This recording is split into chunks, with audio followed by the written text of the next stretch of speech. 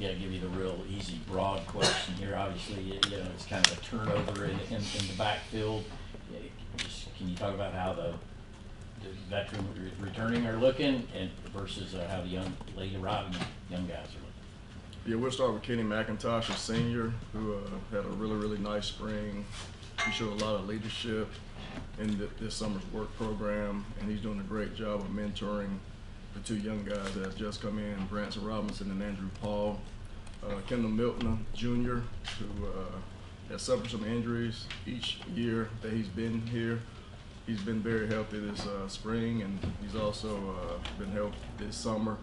So we're looking for big things out of him, and he also serves in a leadership role because he had the opportunity to get led by James and Zamir, 4-year guys, along with Kenny. So those two guys, along with Dejon Edwards, who's been a consummate student athlete, when you say very unselfish, a team player, knows his role, fits, he's going to be counted on as well this year because he adds value to our football team.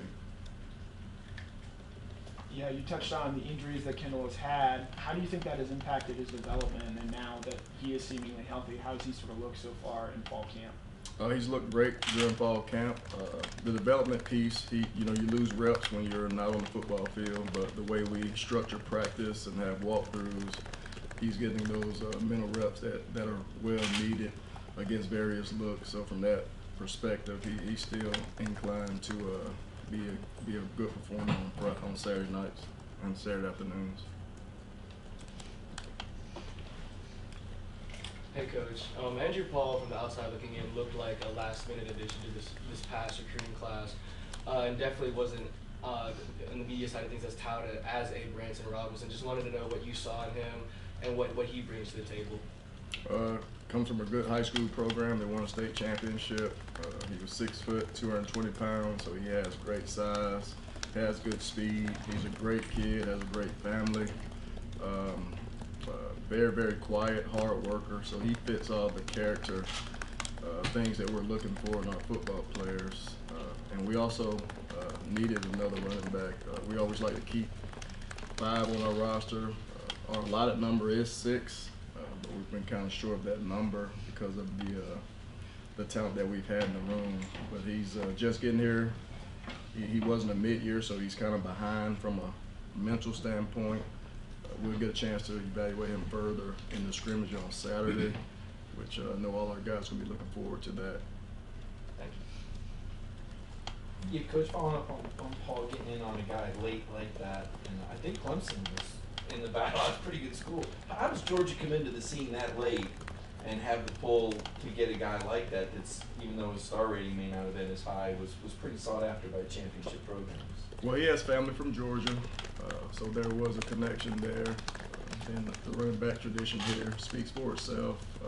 That tradition was developed way before I got here, and just getting in there the late month of December and the whole month of January, it led opportunity of me getting to know him, getting to know his family, him getting to know me, and just what he wanted, goals and aspirations fit coming to Georgia. Coach McGee, 2 questions. One, have you ever had a lot of running backs built like Branson Robinson? He seems a little bit different. And yeah. Second, can you tell us about some of the other guys on the team that you helped recruit? Everyone knows you as being the running backs coach, but there are a lot of guys on this team that I don't know if you were the primary recruiter, but you were definitely in it. Can you give us some of those names? Branson, the way he's built like a brick house. Doesn't have a neck. Just referring back to one of my teammates, Takeo Spikes. He's very similar from the shoulders up, built like Takeo Spikes. I mean, Nick Chubb was a good-looking student athlete as well. But Branson's more than just muscle. He's very dedicated. He works hard, obviously, in the weight room and strength and conditioning. But he's a sharp young man, and he's going to be relied upon this year. With the second question, as a staff, we have to go out and help recruit other positions. When I'm signing only 1 or 2 running backs, and I got a great relationship and rapport with high school coaches. I feel like I can talk to any parent, any mix, any race, any socioeconomic status. I try to fit in where I can to help get the best players here. And just being you know, one of the longest tenured coaches here. That's just part of what Coach Smart wants, and you know, whatever he wants from me, I'm going to definitely do it. I think from the public standpoint, Dejon Edwards is maybe the least talked about running back in this room. What can you tell people that they don't know about him? What does he bring to the table that they're going to see in a few weeks? He's really quiet. He's not going to be a boastful guy. He doesn't talk a whole lot. But what you're going to get is what you see on the Saturdays that you've seen. He's very unselfish. He closed out a lot of games. He wasn't a guy that was pouting because he didn't get in earlier in the game. He adds value and has a role on special teams, and that's a very, very important component of our success on the football field. He's going to be a competitor, and he's having a great camp thus far, and he had a great spring too. So expecting great things out of Dejon, and he's graduated into a role where he's going to get snaps. Dell, when Glenn came up and talked to us a few days ago, I mean, he talked about how long he's been here now. You two obviously were on that first staff. Just how much have things changed for you around the program from going way back then to where things stand now? First off, we don't have to take that 15-minute bus ride to the solar panels, so that was a definite comfort. The only thing we lost in that was a little connection piece. You got a chance to talk to your players before and after practice on those bus rides, but you know, the facility speaks for itself. I mean, it's the best facility in the country. Our kids are well deserving, and they're treated very, very well, and it adds to our practice efficiency on a day-to-day basis. Other than the fact of our fields not being side by side, I think that's probably the only drawback that we have right now, the distance that you have to travel from one field to another. And as much as we practice two spots, it will add yards, unwanted yards that's not needed, and it can cut efficiency of practice at times. Dell, kind of invoke the coordinator part of your title. How have you seen this offense evolve and adapt with Todd bringing his principles in, kind of modernizing, quote unquote, but without forgetting the running part of it? What kind of made Georgia great? First, it goes back to recruiting. We recruited very, very well on the offensive line, so everything starts up front.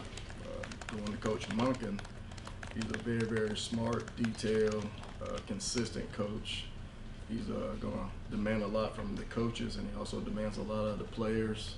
I think he does a great job of identifying the personnel, what fits certain plays, trying to use the dynamics of each individual player to maximize their abilities on Saturdays.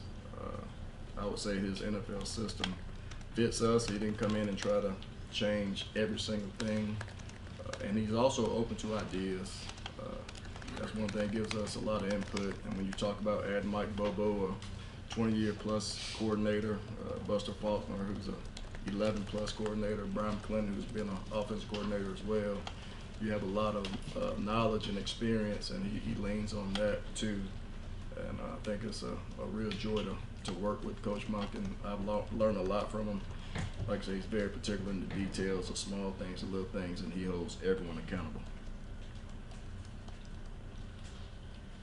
Yeah, Dale, this applies to running backs, but I guess receivers too. How do y'all go about the decisions to rotate guys within a game? Is there a set plan going into it? Is it in the moment you figure who has the hot hand, who needs a break? Like, what are those decisions look like in terms of rotating guys in and out? Well, the decisions are made during practice, so you got to show that you understand the details of the assignment, and then you got to execute whatever play is called during practice. And I think through practice, and you build days up and you stack days, you build confidence in the coaches, and you try to find roles for those guys. So everything that we do and make decisions about all come from how you do in practice and execute those assignments.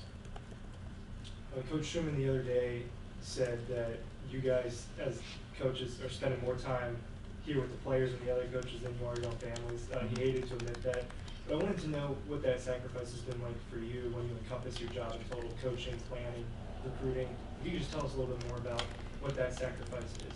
If you're married, you got to have a strong wife at home to kind of choreograph the day of the kids and bills. I don't even know what's in my checking account. I don't do nothing in regards to house note insurance. So I think having a great leader at home is big, and then just stressing to your kids that this is a sacrifice. And you know, it's tough at times, but Coach Smart does a great job of allowing us to get back home and spend time with our families.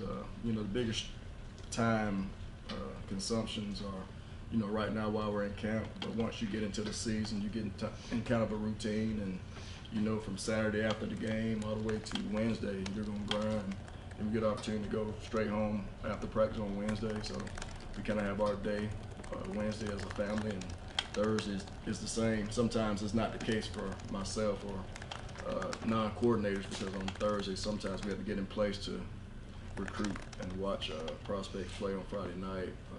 But it's part of the job, and I love the job that we have, and you know, it's us giving back. So, just a decade ago was your last season at Carver, right? Okay, yeah, that's right. So just kind of talk about just your journey 10 years now. Now you're in your 6th, 7th year as a run game coordinator here at Georgia. Just kind of talk about your journey to this point over the last decade. Yeah, I wouldn't change a thing about it. Being a high school coach really taught me a lot how to talk and communicate with the kids. I constantly had parents that weren't involved, that I had to try to get involved. We definitely had a very, very low socioeconomic status of kids when I was at Carver, so resources weren't necessarily there. So just being connected to my players, communicating with my players and parents, just saying the right things at the right time really mattered. And at the end of the day, it's about people, how you treat people, the relationships that you develop and have with your players and parents. And I still have continued relationships with guys I've coached in high school as well as here at Georgia. I think that's just important. You're getting more than a coach when you get me. You're getting someone that's going to be what I call part of your lifeline forever.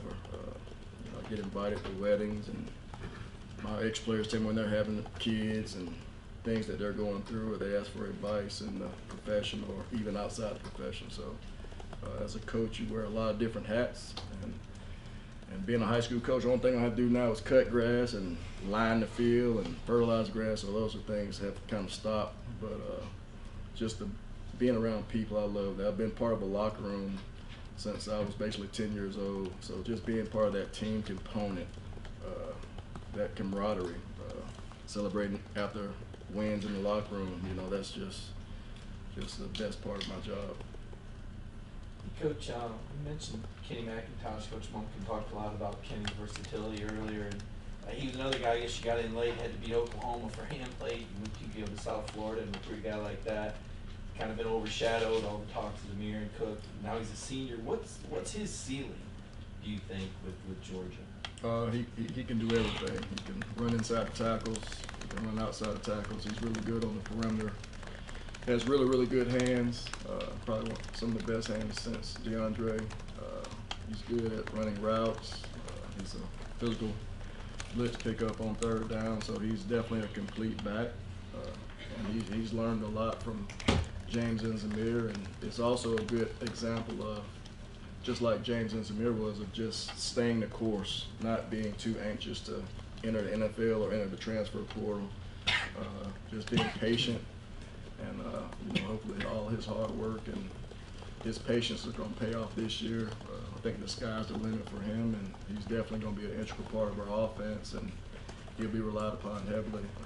And he also adds value to our special teams, too, as a kick returner. And on our punt team, he was a starter last year. Dell, when you came here in 2016, how many years did you figure you might be here, and what's it been like to see, you know, where you guys were when the staff came in then to you know, get the national title last year? Yeah, well, I mentioned the solar panel, so that was part of it. And then if you just think about it from, you know, wins and losses, going from the Liberty Bowl to playing at the pinnacle of the national championship in 17, and then again this past year, You know, that's what you strive to do as a coach. I think you can also look at the fact that we only had one player drafted after that 2016 season, and now you come to this year, we had 15. So it's just a testament of the structure, what Coach Smart demands out of us as coaches, and the recruiting philosophy, the everyday details, and the standard that has to be upheld, and that has grown, and just creating competitive depth where our guys are competing and where they can't get complacent is a pleasure, actually.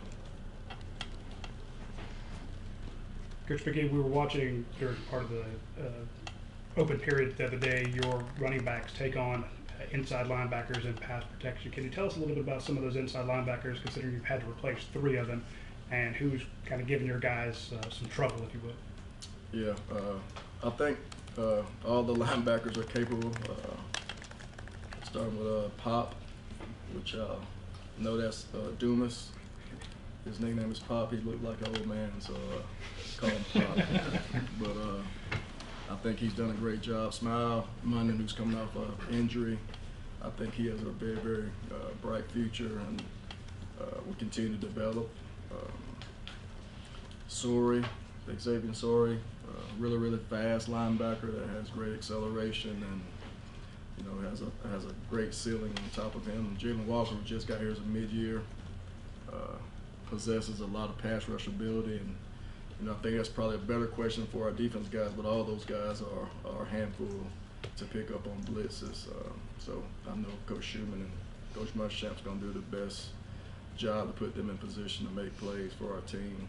You know, we're only in day 7, so there's a lot of answers that will be kind of told once we scrimmage on Saturday, especially with our younger guys that really hadn't played or just got here, and we'll see where we are from there after that scrimmage.